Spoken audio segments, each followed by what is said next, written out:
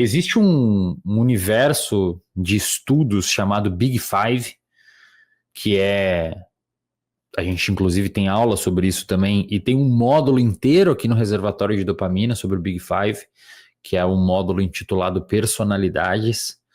Big Five hoje, pessoal, para quem não sabe, é o construto psicológico que melhor dá conta do nosso estudo sobre personalidade. Personalidade, para o Big Five, o grande 5, né? O grande 5 fatores, a personalidade se divide em 5 grandes fatores, tá? Vocês têm lá naquele módulo todos eles detalhados. Como abertura para a experiência, que é você gostar mais de fazer coisas novas. Por exemplo, eu peço hambúrguer e sushi praticamente no mesmo restaurante há 5 anos, desde que eu cheguei em Florianópolis. Por quê? Porque eu não quero testar outro. Porque se está dando certo, aí entra meus traços conservadores, né? Os meus traços conservadores confundidos com bolsonaristas, que não tem nada a ver bolsonarismo com conservadorismo. Os meus traços conservadores é isso, se está funcionando eu não vou mudar. Ah, mas pode ter um outro melhor. Paciência, quando esse não funcionar mais eu troco, por enquanto tá bom. Então eu peço hambúrguer e sushi no mesmo lugar, há 5 anos, cara. Tipo, as pessoas devem achar lá que eu sou maluco. Então isso é abertura, eu tenho pouca abertura para experiência. Eu fico só em casa, eu não saio, eu não vou em show, quando eu vou nos lugares é praticamente nos mesmos lugares. Enfim, então a minha abertura para experiência é baixa. Um outro traço do Big Five é o neuroticismo, que é a preocupação exacerbada com as coisas, que isso eu acho que eu tenho um pouco alto. Um outro traço é a introversão, né, que se você tiver baixa introversão, você tem alta extroversão. E aí o quanto você fala e é para fora, ou o quanto você é comedido. E um outro traço é a conscienciosidade, que a conscienciosidade, diferente de algumas pessoas acharem que é consciência, não, a conscienciosidade é a capacidade que você tem de trabalhar com base em agenda, disciplina. Um cara consciencioso é aquela pessoa que não vai assistir a um filme hoje à noite até tarde, porque amanhã tem que treinar cedo. Então a pessoa é a pessoa que faz a marmita no final de semana porque sabe que dia de semana não tem tempo. Isso é uma pessoa conscienciosa, tá? E aí tem ali subdivisões desses traços, tá? O que estudos em genética estão mostrando, tá? Olha que interessante.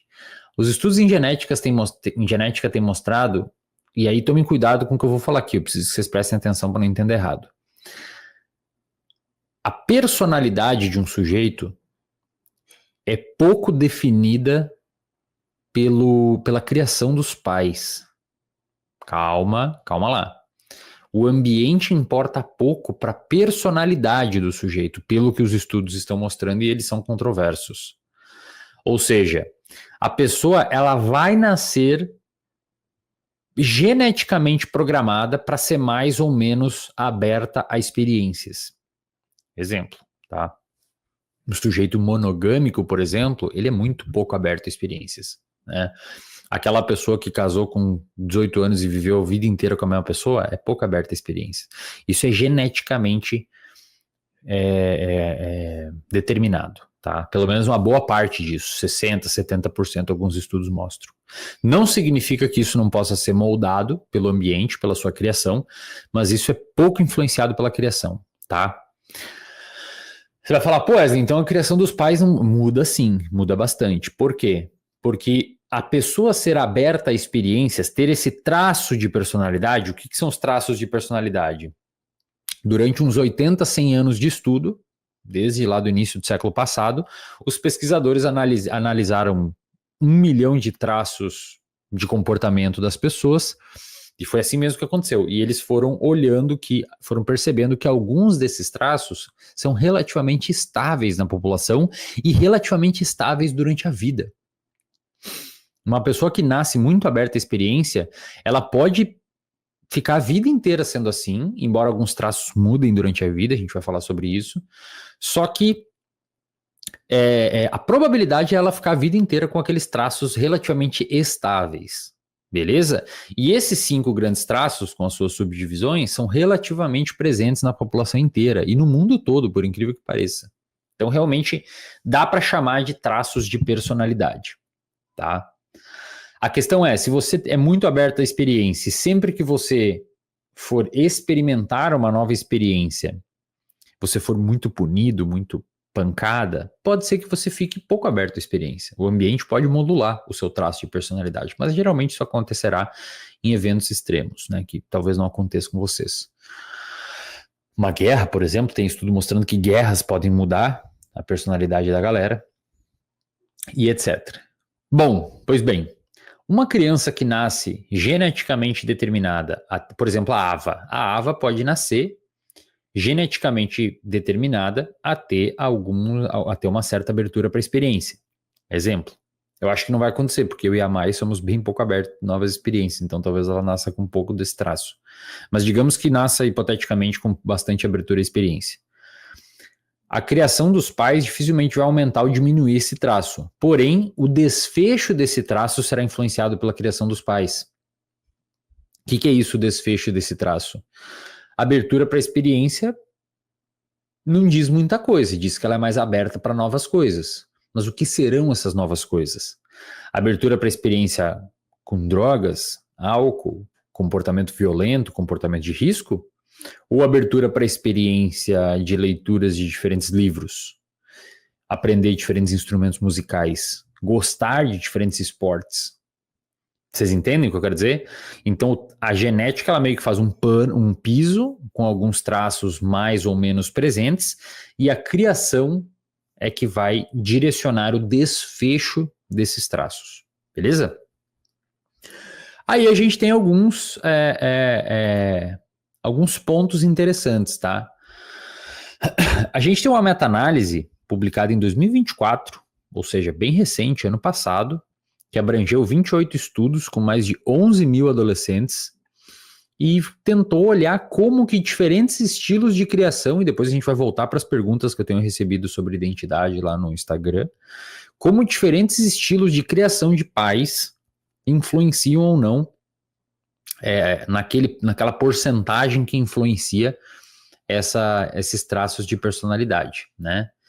E aí, de forma muito interessante, tem um estilo de criação parental chamada de autoritativo, né?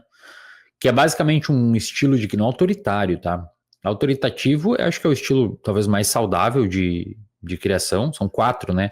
O autoritativo, o autoritário, o negligente e o permissivo, tá? O autoritário é aquela pessoa que pune. O negligente é aquela que não tá muito nem aí pro que tá acontecendo. E o permissivo é que deixa a criança fazer tudo que ela quer, né? O autoritativo é aquele que permite com que a criança tenha uma certa autonomia, mas impõe limites e regras e pauta a criação em cima da disciplina. Então, beleza, você quer jogar videogame, você vai ter que ir bem na escola. E aí, sempre com muita conversa, né?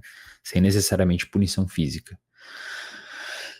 O que eles perceberam? Que esse tipo de criação parental correlaciona-se com níveis mais altos de abertura para experiência, conscienciosidade, ou seja, disciplina, extroversão, ser mais comunicativo, e amabilidade, ser uma pessoa mais amável, né?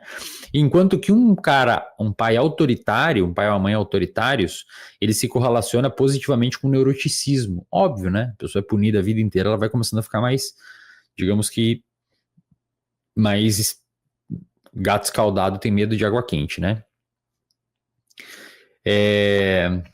O pai negligente, omisso, estilo parental negligente, omisso, que não dá muita bola pro filho, se correlaciona com uma conscienciosidade baixa e uma amabilidade baixa. Ou seja, a criança é largada, né? Não tem disciplina, não tem nada, né? E o estilo parental permissivo, que é o indulgente, né? Que não faz nada, tipo, deixa a criança fazer tudo, na verdade não tem limites, né? Prejudica o desenvolvimento da conscienciosidade, ou seja, autocontrole, desenvolvimento de disciplina e etc, né? E uma coisa interessante é que durante a vida, pessoal, agora saindo da criação dos pais, durante a vida, o neuroticismo, por exemplo, ele tende, em geral, a diminuir um pouco com a idade. E faz sentido, né? Durante a adolescência, início da idade adulta, a gente é mais paranoicozão. Depois que o cara fica mais velho, sabe aquele senhor, aquela senhora que anda um velhão, assim, já meio ensaboado, eles até andam meio diferente, assim, porque não é qualquer coisa que abala. Imagina um cara que passou, sei lá, pela confisco da poupança do Collor, pela ditadura, por guerra, a pessoa meio que não é qualquer coisa que criou filho, né? Perdeu parente, já sofreu um monte. Então, a pessoa acaba ficando um pouco mais chill, sabe? A extroversão também tende a diminuir com a idade, segundo os estudos. É natural que a pessoa, durante a vida, fique um pouco menos extrovertida, o que faz sentido, né? A gente sai menos, a gente talvez socialize menos com as pessoas, né? Tem menos paciência para esses contatos superficiais, né? E traços que tendem a aumentar com a idade, esses traços de personalidade que, embora são relativamente estáveis, tendem a dar uma aumentadinha com a idade, é a amabilidade, né? A gente fica um pouco mais amável com a idade, talvez por se importar inclusive mais com os outros, né? Com as pessoas que a gente gosta, porque vê que pessoas vão embora, que as pessoas morrem, e a gente tem essa mudança. E conscienciosidade, né? As pessoas ficam mais organizadas, responsáveis com o passar do tempo. Basta ver um adolescente, um sujeito adulto, a tendência, em média, é que fique mais responsável, né? Então veja, vamos resumir aqui esse bolo de coisas, tá? Primeiro ponto, existem algumas... presta atenção. Agora a nata da live. Existem algumas personalidades, alguns traços de personalidades que eles são relativamente estáveis na população e durante a vida. Esses traços de personalidade, eles são bastante influenciados pela genética. Lembrando que personalidade, vou lembrar aqui, para a ciência, não é ser de direita ou de esquerda, tá? Ser gremista ou colorado, ser São Paulino ou corintiano, sei lá, gostar de sushi ou de hambúrguer, isso não é personalidade, tá? Para a ciência, para o senso comum pode ser que seja, ele tem uma personalidade estranha, sei lá. Personalidade para ciência são aqueles traços que eu comentei para vocês e que tem um módulo inteiro aqui no RD, assistam aquele módulo, tá? Chama personalidade, é uma thumb verdinha, assistam lá, o professor explica todos esses traços, tá? E você vai se identificando ali com eles. Beleza? Então, primeiro ponto, existem esses traços relativamente estáveis na população, que a galera foi estudando e percebendo e chegaram nesses 5 grandes traços com as suas subdivisões. Esses traços são relativamente estáveis pela vida. Esses traços são bastante influenciáveis pela genética, embora o desfecho do que isso vai resultar, esses traços vão resultar, seja influenciado pela criação dos pais, tá?